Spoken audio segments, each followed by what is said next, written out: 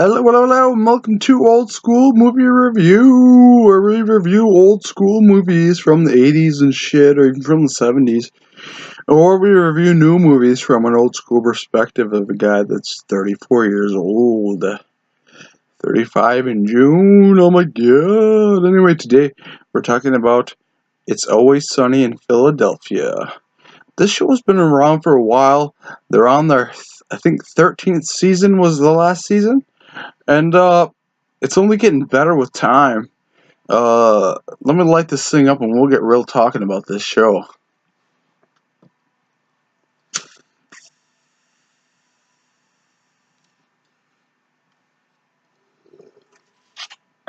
My cat is sneezing in the background. Don't worry about that. We're giving him medicine.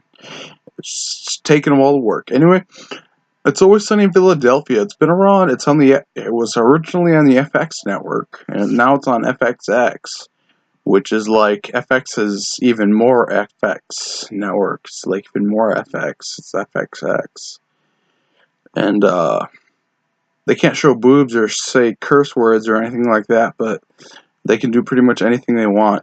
Anyway, at the beginning of the show, Danny DeVito was not a part of it the first season, and Danny DeVito brings a lot to the show, but the first season's good even without him. And when he shows up, the show becomes even better. And as time goes on, the show just gets better because they're writing consciously.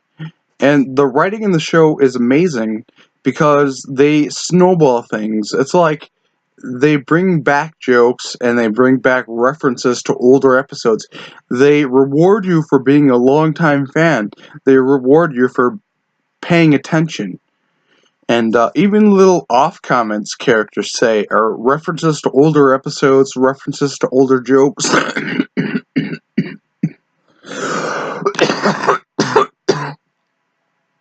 Smoker's cough, sorry.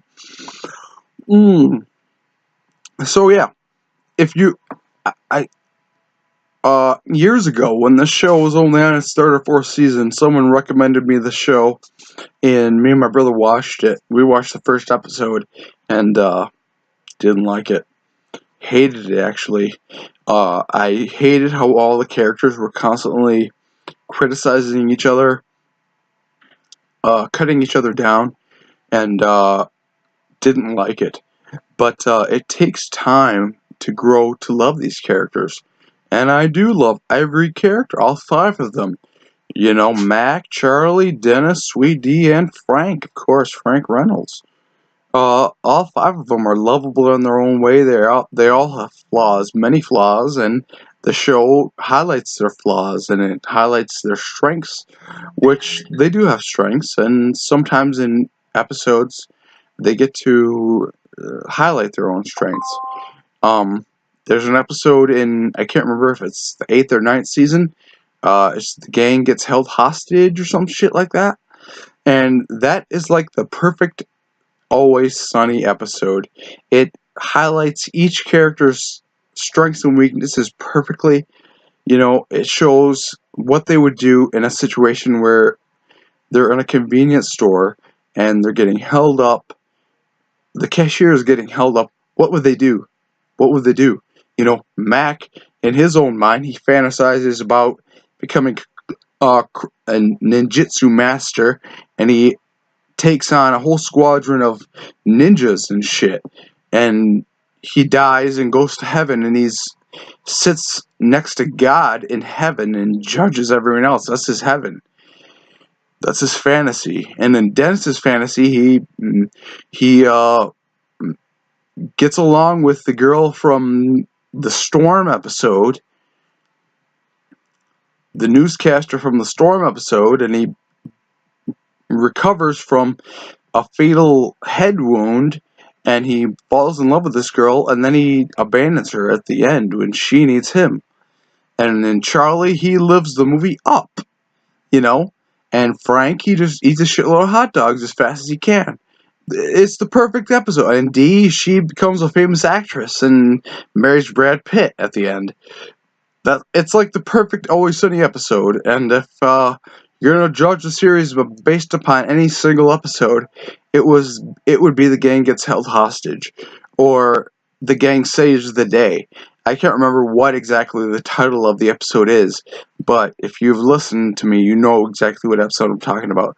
Other highlights of the show, season 4, I don't know if it was just because when I was really into the show, season 4 was the newest season, or if season 4 is highly remarkable out of all the seasons, but it is one of my favorite seasons.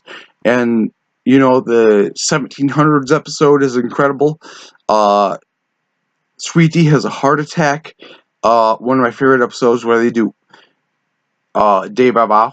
I should say, oh yeah, but yellow.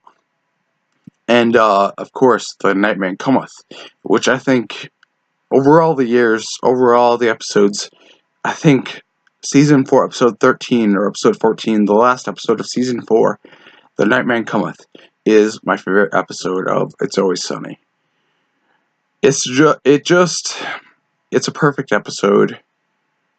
Every episode of the show is perfect when I think about it, and I think they're going from strength to strength. In light of a new season 14, if there's going to be one or if not, the last thing that happened was Mac came out to his dad in a musical number to fucking, I can't remember the name of the band, damn it.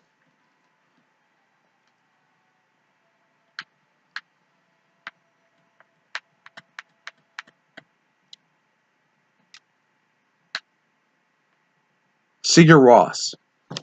They did a Sigur Rós song, Barrow. I don't know how to pronounce the title of the name, but Mac did this immaculate, crazy dance with this woman, and it was supposed to symbolize his life and his journey through gayness, from going from a man who was ashamed of his gayness and tried to please his dad by banging as many chicks as he could, to a man that was gay and he accepted himself as gay, and he just hoped that his father would.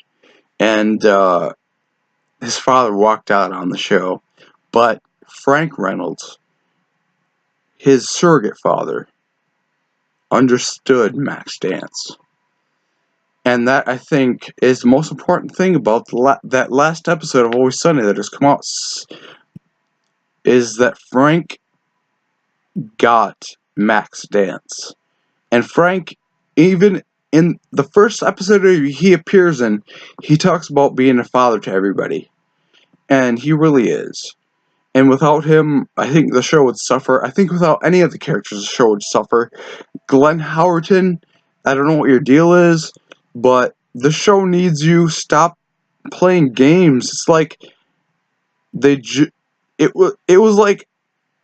was like a wondrous thing in the first episode of the newest season, like whether Glenn Howerton would be back as Dennis. They had a sex doll that looked like Dennis, and that was meant to replace him, and then you got the character, the Indian girl from The Office, was going to replace Dennis. She was supposed to be his replacement, but in the very end, Dennis shows up. Spoiler warning, too late. Dennis shows up and he's back for the latest season and he's going to stick around. But in the last 3 episodes, he was not anywhere to be seen. So the show needs Dennis. The show needs Mac. The show needs Charlie. The show needs Dee. And the show needs Frank. You cannot make the show without any of them. And please do not continue the show if you're not going to have all the characters. They're all related. They're all not interchangeable. They're uninterchangeable. We need these characters to strive. We've believed in them for so long. Bring back the McPoyles. You can't get the McPoyles back because the guy was in Westworld and now he's too high profile of an actor. You can't get the one McPoyle brother back. Just bring back Pondy, and bring back Rickety Cricket. All these characters and the worm and the slug. Bring her back. Bring them all back. We'll watch them time and time again. Keep making the show I love it. 10 minutes is enough to be rambling about this beautiful show. Watch it. It's Always Sunny in Philadelphia.